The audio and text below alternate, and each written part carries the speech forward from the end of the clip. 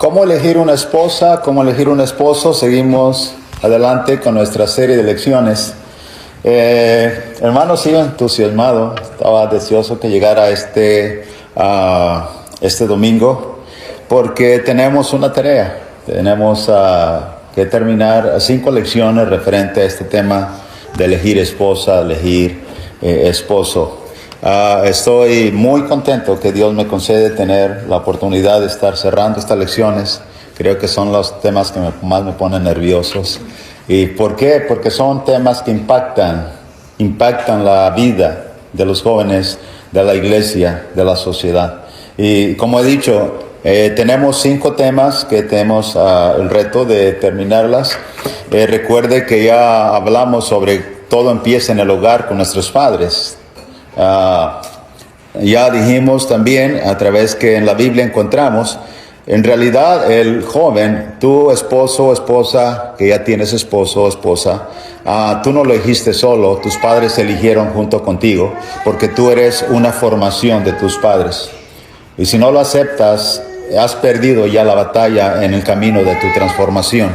El primer paso es entender que nosotros tenemos actitudes, pensamientos, formación de nuestros padres. Si no lo aceptas, tú eres un joven, eres una ancianita, eres un padre, una madre que ya perdiste la batalla para que cambies. Dios no va a cambiarte si no enfrentas la primera realidad. Eres producto de la formación de tus padres. La prioridad de los padres deben de ser que los hijos sean mejores, que los padres tengan hijos, esposas creyentes, como Abraham mandó al siervo a buscar a Isaac una esposa. Así que, hermanos, hay aciertos y muchos errores en padres y madres. Ellos nos criaron conforme a ellos les parecía. ¿Cómo ayuda a entender esto a los hijos? Entender que necesitamos pedir la ayuda de Dios para estar más habilitados para elegir esposa. En la lección número 2, ¿cómo elegir una buena esposa? Recuerde, varones, ¿cómo elegir una buena esposa? Bueno, es necesario, nuevamente volvemos al punto, hay que buscar la ayuda de Dios y sé paciente. No te desesperes porque dice, pues ¿quién es la princesa que va a llegar? ¿Y cuándo va a llegar? No, hay que ser paciente. Hay que ser paciente. ¿Por qué es importante que el joven define por qué quieres casarte? Es bien importante. ¿Va a afectar o beneficiar a la iglesia, tu familia, tus hijos? ¿La sociedad va a impactar, va a honrar a Dios o se trata solamente de ti? ¿Qué hacer para los jóvenes una buena esposa? Ya dijimos, bueno, no te fíes en lo físico. Hay un proverbio que dice que la hermosura es vana y se va, pronto llegan las arrugas. ¿Es sabia esa esposa? ¿Es discreta? ¿Es sabia y discreta? ¿Cómo es ella? Observa. Y dice, hermano, es que yo no sé cómo saber si es sabia, es discreta, etcétera. Yo no sé. Sí puedes saber. ¿Es conflictiva o no? Sí puedes saber. Mira cómo está en la sociedad. Mira si tiene conflictos con otras. Mira cómo trata a sus padres. Observa todo eso y, joven, te darás cuenta. En la tercera lección, hermano, rápidamente, ¿cómo elegir un buen esposo? Es la lección pasada. Lástima que algunos jovencitos no estuvieron, pero una me mandó pedir el PowerPoint. Digo, hermano, yo lo oigo y necesito verlos. Ok, ahí va. Y qué bueno, eso me alienta mucho porque sé que al menos si a un joven y una jovencita con estas 5 lecciones lograra impactar y un día ya no estoy aquí y es la palabra de Dios, no yo, hermanos, le daré gracias a Dios porque al menos un joven y una jovencita decidieron cambiar su vida en esta grande decisión. La tercera lección, ¿cómo elegir un buen esposo? Dicen las jovencitas. Bueno, evita elegir solamente con el corazón. Ya se demostró bíblicamente que puedes tener control en tus emociones y en tu corazón. 50-50, recuerden. No des el corazón hasta que la cuna de las emociones, hasta que tu intelecto te diga, llevo menos posibilidades de riesgos de fracasar. Eso ya está comprobado bíblicamente, jovencitas. ¿Ok? Sí se puede. Es mentira lo que las canciones, poesías nos han dicho que en el corazón no se manda. Es una vil mentira del diablo. Eso es mentira. La Biblia ya, oigan el audio, jovencitas, una y otra vez. Ok, busca las cualidades de un verdadero varón y recuerdan, jovencitas. Bueno, la piedra angular, ama y teme a Dios. Sin esa ya estás perdida. No te va a respetar, no te va a amar y la fidelidad al lado tuyo es incierta. Ama y teme a Dios. Es íntegro, es humilde, acepta consejos o siempre cree tener la razón. Jovencita, no ponga los ojos en un joven que cree saberlo todo. Eso es lo que Dios está diciendo, no yo. Es generoso o inclusive es sensible, es noble y es que no sé cómo. Observa cómo trata a su gato, su perrito. Cómo trata incluso a los animales. Porque hay un salmo, un proverbio, ¿se acuerdan lo que leímos? Cómo trata a los animales. Habla de la nobleza. Si lo trata con el puntapié, así te va a tratar a ti. Observa. Muy bien. Hermanos, dicho esto, vamos a tratar el cuarto tema. El divorcio no es una opción. El divorcio no es una opción. En la vida del ser humano hay cosas que son opcionales, ¿correcto? Simple. Por ejemplo, ¿quieres tener una carrera universitaria, sí o no? Tú eliges.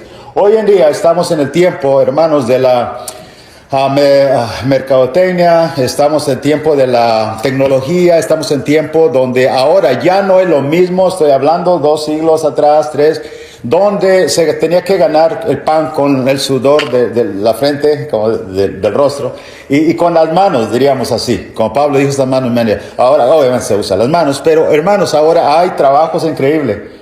Inclusive trabajan desde casa, en la computadora, ya no están allá en el polvo, en el sol, etcétera. El punto es, ¿quieres tener una carrera universitaria? ¿Sí o no?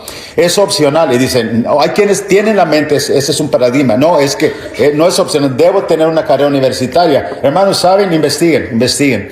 Hay personas jóvenes que son exitosos económicamente y no tienen carreras universitarias. Es sorprendente cuando hay una entrevista con unas personas que tratan de comercio y el doctor y el ingeniero estaban molestos porque el taquero de la esquina está ganando más que él, ¿cierto o no? Investíguenlo. Entonces, hay formas, hermanos, simplemente son opcionales. Una carrera que quieres elegir, oficio, siempre es opcional. Quieres ser electricista, carpintero, etcétera, etcétera. Hay cosas opcionales. ¿Dónde quieres vivir? También hay opción. Inclusive, ¿qué auto quieres conducir? ¿Qué comida quieres comer? ¿Y qué ropa quieres vestir? Es opcional. Tú tienes opción lo que vas a hacer. Pero déjeme decirle, hermanos, amigo oyente, que hay cosas que no son opcionales. ¿Qué cosas no son opcionales? Alimentarse no es una opción, es una necesidad. O te mueres, o comes, o te mueres. Buscar servir a Dios no es una opción, es una necesidad grande, jóvenes, que tenemos en la vida. Si te casas y las cosas no resultan como pensabas, el divorcio no es una opción. Hay que ponerlo en la mente. Divorcio no es una opción en tu vida. Y digo esto, usted lo entenderá en el trayecto de esta lección. Hay 2 decisiones en la vida que marcan a un joven. Escuche bien, guarde bien esto en su corazón. Hay 2 decisiones que marcarán terrenal y eternamente tu vida, joven. ¿Cuál es? Una de ellas es si decides bautizarte o no. Tiene impacto eterno. Si no te bautizas, si eres fiel a Dios, la corta vida, tú irás al infierno. El bienestar no estará ausente si tú vas a la eternidad. Y no importará los títulos universitarios, el dinero que has acumulado, las metas cortas que has logrado, no importará nada si tú pasas el infierno en la eternidad. Y la segunda decisión que tú tienes, que trasciende tu vida, es con quién casarte, porque tiene que ver con la vida terrenal. Escucha bien esto, joven. 1 Pedro 3:7 dice que debes tratar a la esposa como coheredera. ¿Qué significa? Es compañera del caminar aquí en la tierra para ir al cielo.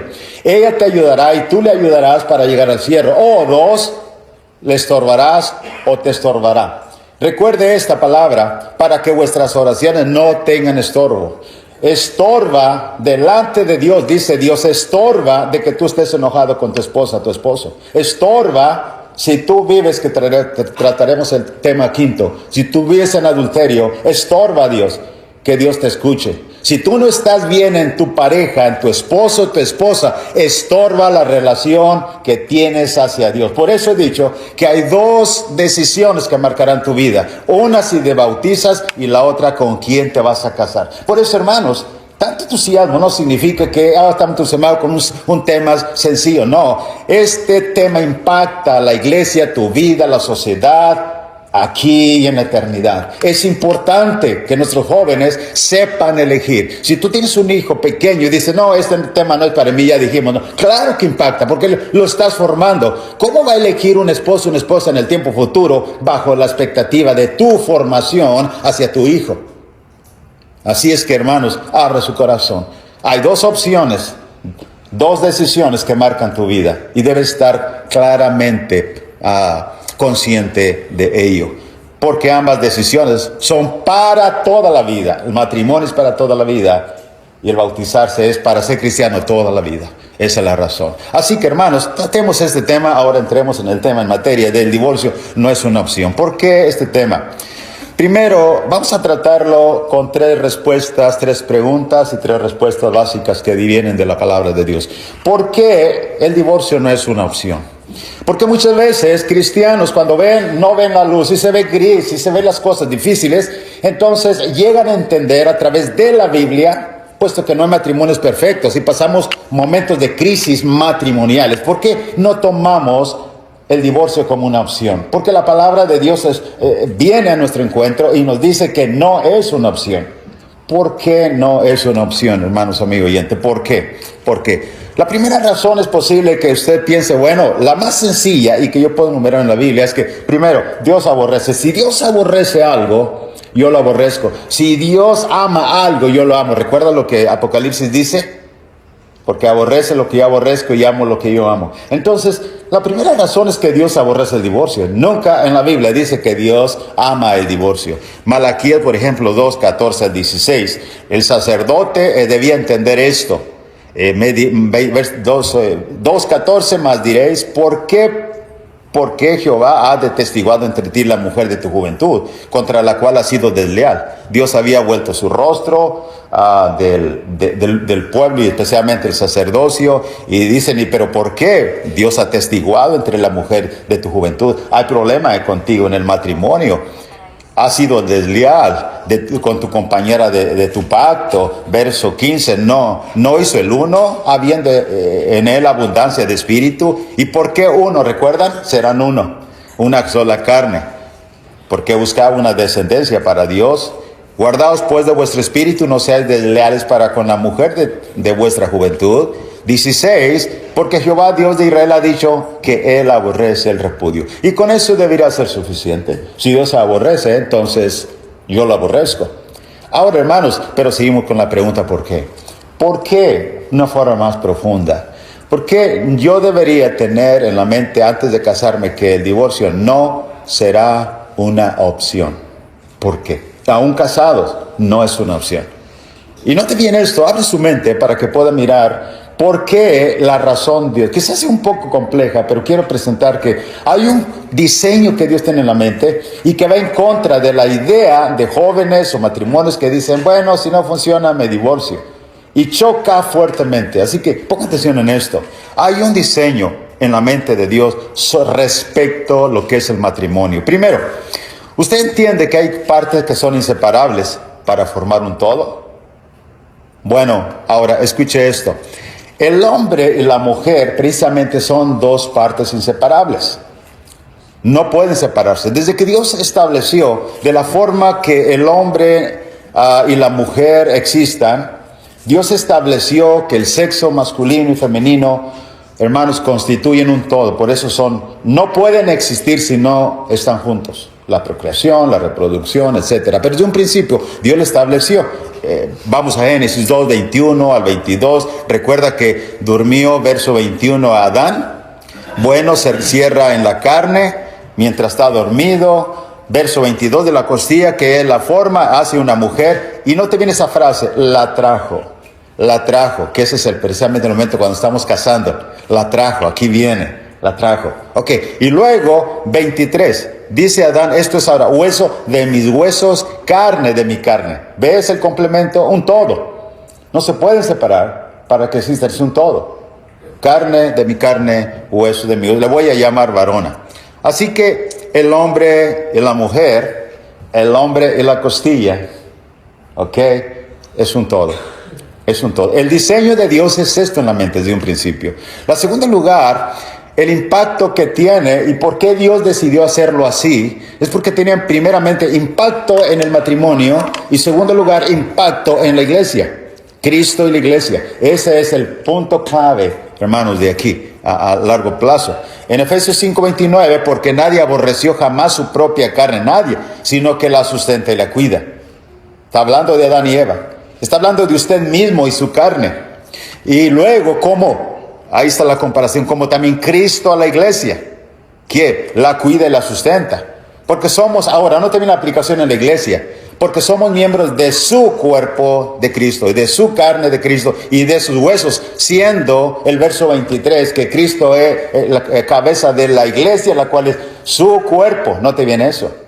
Entonces estamos hablando de un todo. Ahora dice, hermano, no entiendo muy bien. En Apocalipsis 21, verso 2, se ve una imagen de Juan en su visión como una esposa ataviada bajando para encontrarse con su marido. Y luego, hermanos, podemos entender aún más. No es una opción por el diseño de Dios. El diseño de Dios es esto. Mire ahora. Por ejemplo, el cuerpo y el espíritu es una señal de vida. Para que exista la vida necesita ver el cuerpo y el espíritu completo. Por eso digo, hay cosas que no pueden separarse. Génesis 2:7. Entonces Jehová dijo, Dios formó al hombre del polvo de la tierra y sopló en su nariz aliento de vida y fue el hombre un ser viviente. Un ser viviente. Materia, que es la tierra, el espíritu que no se toca, se juntan cuando Dios sopla en la nariz del hombre y llega solamente a ser un ser viviente. Por eso la palabra concepción.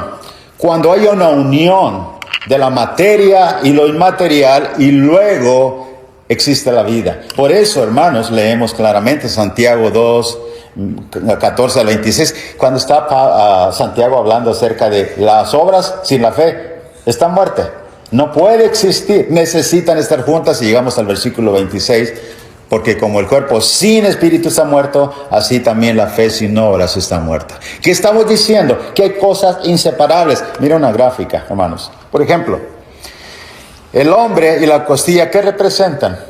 Sencillo, el matrimonio. No puede haber matrimonio si no hay hombre y costilla, o mejor dicho, hombre y mujer, ¿ok? No puede. ¿Qué hombre con hombre, qué mujer con mujer? No es verdad, costilla con costilla no es posible. Eso no es un complemento, no es un todo. Cosas para que exista el matrimonio, elementos, mejor dicho, personas, seres, hombre y mujer, masculino y femenino. El cuerpo y el espíritu, ¿qué representa? La vida. Si están separados, están muertos. Ahora vea esto, Cristo y la iglesia, ¿qué representa? La salvación. No puede haber salvación en la iglesia si Cristo no es la razón de la salvación. Por eso, hermanos, ponga bien en esto. Los jóvenes, cuando se casan, no vayan pensando, bueno, si nos va mal, nos divorciamos. No, tragedias. El cristiano, cuando las cosas van mal y piensa en separarse, recuerde, todo está terminado. Divorcio no es opción. Pierde relación con Dios y pierde tu misma salvación y la razón de ser, de existir. Así que el matrimonio y la salvación van unidos en sí. ¿Por qué no es una opción? Por esta razón. Ahora, hermanos, sin embargo, explico una cosa. Las estadísticas del divorcio a nivel mundial, ¿saben ustedes que siguen aumentando? Déjenme voy un poquito a la sociedad y a las estadísticas. A pesar de todo, siguen aumentando. Escuchen bien esto, a nivel mundial, la tasa bruta de divorcios ronda de los 1.8 casos por cada 1,000 habitantes.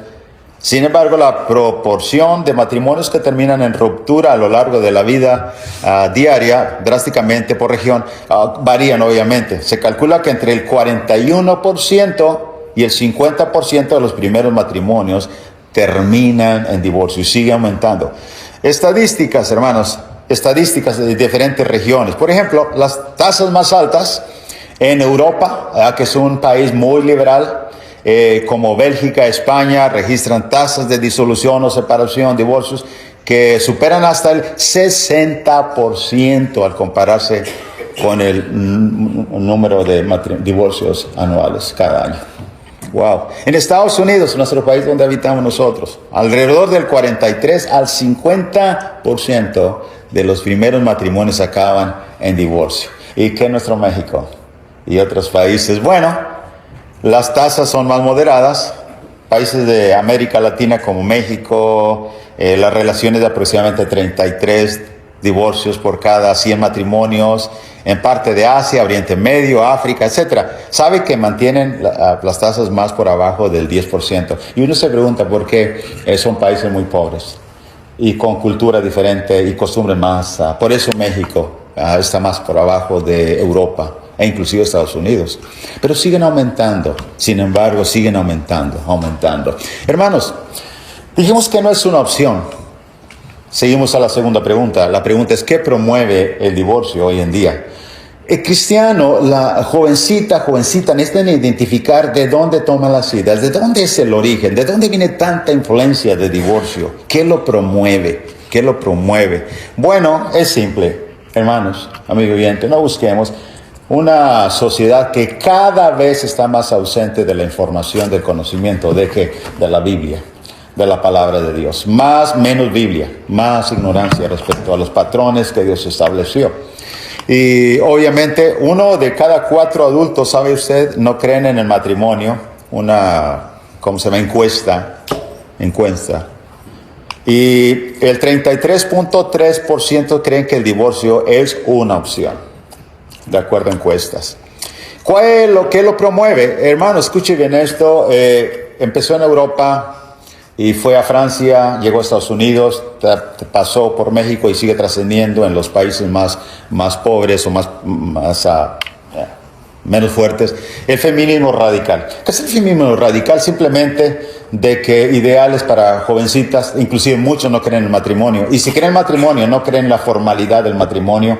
Y ya matrimonios jóvenes no creen que tener hijos. Unos, acaso un hijo o 2 hijos. Y no digan los jóvenes, escuchen esto, porque hay temas que he tratado, que esto es tuyo. No, eso lo obtuviste. Cuando estaba hablando acerca, hermanos, de nuestra experiencia, yo soy modelo clásico y lo digo abiertamente, soy del 67. Para el 70, yo escuchaba y miraba no miraba mucha televisión, porque mi madre me tenía en regla, ¿no? Ciertas horas. Pero ¿sabe qué los anuncian jóvenes que ustedes nunca los van a ver? Quizás búsquenlo en YouTube. Ok, poca familia para darle mejor, la familia pequeña vive mejor, pocos para darle mucho. Era un bombardeo. ¿Y de dónde vino eso? El feminismo entró en la televisión, entró en eso. Así es que no diga usted simplemente es las oleadas del huracán, del viento, y es su formación. Por eso usted no piensa como Dios, porque hasta que Dios no forme tu mentalidad, entonces Dios vas a ver la vida diferente. No es cuestión de antigüedad o de personas que vivieron de hace muchos años. Es cuestión de enfoque divino de Dios. Escuche bien esto, otra vez joven. El feminismo radical consiste en que la jovencita piensa en ti, piensa en tu carrera. Si te estorba el matrimonio, te estorban los hijos, entonces simplemente no te cases o no tengas hijos. Ese es el pensamiento feminismo radical. El liberalismo significa, hermanos, está mucho en Europa y en Estados Unidos y ya en México, en todas partes. El liberalismo significa simplemente no abandonar más y más principios que nacieron en la Biblia. Este país, Estados Unidos, fue fundado bajo principios bíblicos. Por eso el dólar. En Dios confiamos. Y hermanos, todo va y nace en la Biblia. Pero el liberalismo se libera cada día más y más en filosofías modernas. El egoísmo filosófico significa piensa en ti, joven, tú vales, mujer, no te dejes, etcétera, del hombre. Y todo eso.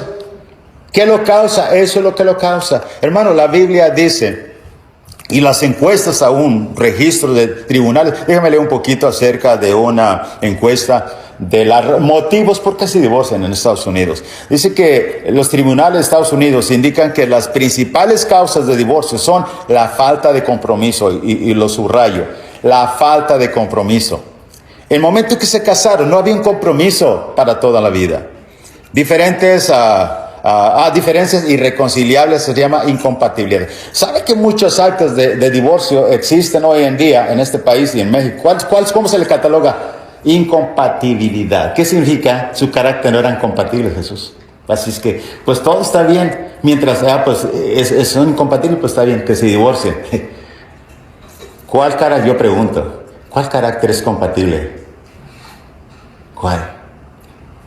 La ausencia de Dios en la vida de uno o de los dos. Nada incompatibilidad, no lo crean. Otra razón es infidelidad, problemas financieros, si no se ponen de acuerdo con el dinero, hay divorcios. Más del 70% de las parejas suelen citar el distanciamiento y el manejo deficiente del dinero como motivos primordiales. Esto es estadística de nuestro país.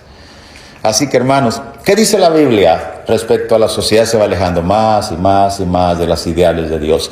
Bueno, Jueces 2:10. Toda aquella generación, ¿recuerda a Jueces? Fue reducida a sus padres y se levantó después de ellos otra generación que no conocía a Jehová. Fue el caos en el tiempo de los jueces, porque se ignoraba. Ahora, quiero decirles algo, jóvenes. Aunque usted no ve más que internet, Facebook, etcétera, etcétera, déjeme decirles una cosa.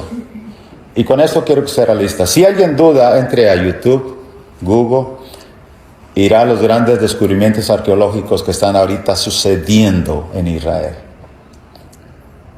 Y yo, como testigo ocular y presencial, que me gozo y no siendo nadie, Dios me concedió pisar esas tierras. Todo empezó allá. Así que usted piensa que la filosofía que lee en los libros, que lee en las redes sociales, es lo que yo creo y pienso es correcto. Error. Los seres humanos, jóvenes, jovencitas, todos tenemos que volver a entender que aunque tú no has salido de tu pueblo, como yo decía de niño de mi rancho, tienes que comprender que hay un origen y ese es el Gólgota. Es allá en la tierra de Canaán, allá donde existe evidencia que la Biblia es verdad y hay un paréntesis entre la historia, entre el siglo XXI y Jerusalén. Hay un paréntesis de historia que está a la mano en internet que tú puedes saber. Puedes saberlo. Tenemos que volver allá y entender que la realidad, tus raíces están en Dios y en la Biblia y en el Gólgota. Esto es real. Yo quise traerme 5 piedritas pequeñas del río que está a un lado del valle de Ela, pequeñas, lisas. Ahí las tengo, se las voy a heredar a mis nietos cuando yo me vaya. Es decir, nunca olviden que sus raíces están allá. Ni el modernismo, ni los avances tecnológicos te quiten eso. ¿Qué lo promueve? La modernidad. Eso lo promueve. Que el divorcio es una opción. Hay que volver a las sendas antiguas. Jeremías 6 dice, así dijo Jehová, paraos en los caminos y mirad y preguntad por las sendas antiguas. ¿Cuál sea el buen camino? Y anda por él. Allá está el camino, hermanos, donde inició. Metafóricamente y bíblicamente. Hay que volver allá. Si no me crees, junta dinero y ves, dile a Luke que te lleve. Ahora, hermanos, la pregunta es, y antes de parar esta lección, quiero aclarar una cosa, porque estoy diciendo, el divorcio no es una opción. Pero quiero aclarar una cosa. Entonces usted dirá, entonces, ¿para nadie es una opción? ¿Nadie se puede divorciar? ¿Nadie se puede separar? ¿Y qué de los que ya se murieron? Bueno, eso ya la Biblia habla, ¿verdad? En la carta a los Romanos, que si tu esposo muere está libre de la ley. Pero entonces, mientras no se muera nadie, a ese extremista la idea no. Lo explico, hermanos, y forma práctica, porque voy a hablar el 5º tema sobre cuidado con vivir en adulterio, fornicación. Tiene que ver con tu salvación. Pero miren esto, hermanos. Nadie aclaró esto. Primero, hay 2 casos donde el Hijo de Dios tiene la opción de divorcio. Pero ¿por qué él no puede hacer nada? Hay que aclararlo. La Biblia lo dice. 2 situaciones donde el Hijo de Dios, la hija de Dios, puede divorciarse aunque no quiera. ¿Ok?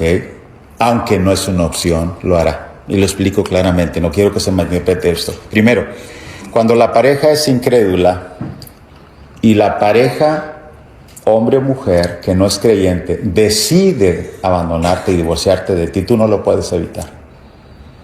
En otras palabras, no puedes ir tras su ropa, se dice, no me dejes, por favor, quédate, métanlo en la cárcel, pónganlo bajo llave, ¿verdad? Y que no se va a escapar. No, no puedes hacer eso. ¿Ok? Leámoslo. 1 Corintios 7, 10 al 15. Pero a los que están unidos en matrimonio, mando, no yo, sino el Señor, que la mujer no se separe del marido. Mandamiento. ¿Ve usted? Por eso digo, no hay opciones. No se separen, no separación. Y si se separa, quédate sin casar o reconcíliate con tu marido y que el marido no abandone a su mujer. ¿Ok? Estos son cristianos, recuerde esto.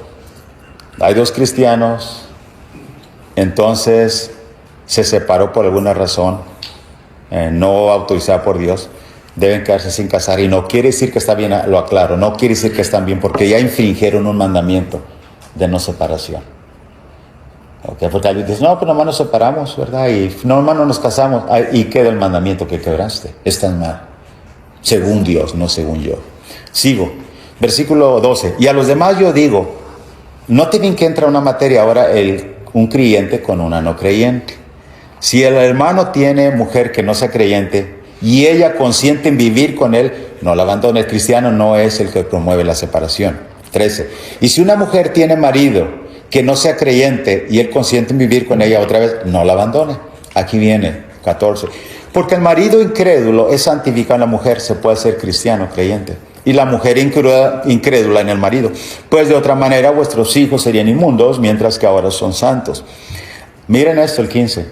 Pero si el incrédulo se separa, aquí la palabra separa, hermano Wayne lo traduce perfecto porque en el griego es divorcio. Si el incrédulo se separa, se divorcia, te abandona, punto. Sepárese. ¿Por qué? No puedes mantener ese matrimonio. Pues no está el hermano o la hermana sujeto a servidumbre, o aquí la palabra esclavitud, en semejante caso, sino que a paz nos llamó Dios. Y la pregunta, ¿y puede casarse? No, no puede. Ni el primer caso de cristianos, ni este que es un incrédulo, una incrédula tampoco. No debe entenderse que, pues separados, entonces separados ya me puedo casar. No, Señor, no. Hay una sola razón que explicaré el próximo tema para poderte volver a casar, o dos razones también. Pero hermano, note bien, ¿puede evitar el divorcio aquí? No, no puede. Así que no es absoluto decir, no, entonces no es una opción, pero entonces nadie, no. Sí, hay dos casos, ok. Entonces, la primera, como dije, la pareja es incrédula, se separa, esa es la primera. La segunda, escuche bien esto, es cuando el cónyuge o cónyuge, que es correcto, creyente, comete adulterio, es pareja, los dos son cristianos, y el cónyuge comete adulterio, Dios le da la opción de divorciarse o separarse a la parte inocente. Esto lo voy a discutir también en el próximo tema, Mateo 5, 31 y 32. Dice el 32, pero yo digo que cualquiera repudie a su mujer a no ser, o excepto, que es la palabra aquí correcta, por causa de fornicación, no ser por causa de fornicación. Hay que si repudia a su mujer por cualquier causa y hace que ella adultera, y el que se casa con la repudiada comete adulterio, el contexto de Mateo 19:9 también. Yo digo que cualquiera que repudie a su mujer, salvo, excepto por causa de fornicación, se casa con otra, adultera. Pero si es por causa de fornicación, no adultera. Y aquí muchos están pensando, dice, aquí no habla de casarse por inferencia. Os digo que cualquiera que repudia a su mujer salvo por causa de fornicación y se casa con otra. La inferencia es que se separa y se casa con otra. ¿Cuál es el punto aquí, hermanos? Y quiero agregar algo también, que no es cuestión que estás observando y ya no te gusta el esposo. O la esposa también, no, ya es que ya subió de peso y no me gusta. No quiere decir con esto que ya nada más me falló, bingo, ya soy libre. Escucha bien esto, tienes que aplicar, y quiero hacer un paréntesis muy fuerte aquí, porque muchos pueden estar esperando eso, pero tienes que ser muy congruente con toda la Biblia. ¿Cuál es el caso cuando ya es irremediable? No es la una, 2, 3, 4 veces lo hace, ok, va con alguien más y ya es un estilo de vida. Debes entender que si tu salvación está en riesgo, es una puerta que Dios abrió y debes tomarla. El divorcio, debes tomarla. Ok, hay que aún usar más Biblia para ver esa puerta cuando la cruzas de escape y cuando no. ¿Me explico? Entonces, hermanos, aquí habla este mismo texto, la autoridad bíblica, Mateo 5:32, Mateo 19:9, explica que sí hay opción de divorcio. ¿Cuándo? O separación, ¿cuándo? Cuando hay fornicación. Y es irremediable. O el esposo o esposa incrédula se va, se divorcia de ti. No hay más opción. Pero fuera de allí, ir con la mentalidad de que si no funciona, nos separamos. Hermanos, tiene que ver con la salvación, jóvenes. Por eso dije que hay dos cosas que no puedes separar y dos decisiones que trascienden en tu vida. Cuando decides bautizarte y cuando decides elegir esposa. Usted va a tener esto que estoy diciendo más sentido cuando trate el tema número 5. Y es posible que alguien me escuche y es posible que alguien abra su corazón y entienda que puede estar viviendo en adulterio, fornicación, su matrimonio. Y es posible que alguien diga, gracias a Dios, yo no tengo ese problema. Hay un riesgo muy eminente de poder vivir en adulterio o fornicación. Hermanos, en conclusión, el divorcio, escuche bien este número 4, no es una opción. Va en contra de todo el diseño de Dios. Matrimonio tiene que ver con salvación. No se pueden separar. La sociedad que lo promueve no conoce a Dios. Promueve filosofía liberal, filosofía egocéntrica, filosofía que abandona el patrón divino día tras día tras día. Solo hay dos ocasiones, aclarando, donde el creyente no puede hacer nada al respecto. Y es entonces cuando. Y no implica con eso que puede casarse. Hermanos, cuidado. ¿Con qué mentalidad vamos a casarnos? ¿Cuál es nuestra idea? La hemos oído tantas veces que nos cuesta trabajo asimilar esta grande y rotunda verdad. Es para toda la vida. Lo que Dios unó, dijo Jesús, no lo separa el hombre. Que Dios nos ayude. La pregunta para ti, ¿es realmente Jesús el Cordero que es todo para ti? ¿Por qué? ¿Por qué elige esposo los jóvenes? ¿Están pensando en Jesús, su Salvador, en su iglesia que es su cuerpo, o en su felicidad, o en su amor que siente por Él? ¿Qué es? ¿Realmente Jesús es todo para ti? Él debería ser todo para nosotros, como dice el himno. Mientras te pones de pie, cantamos, hermanos, amigo oyente, este himno. Es Jesús todo para ti. Número 22. Puesto de pie, por favor.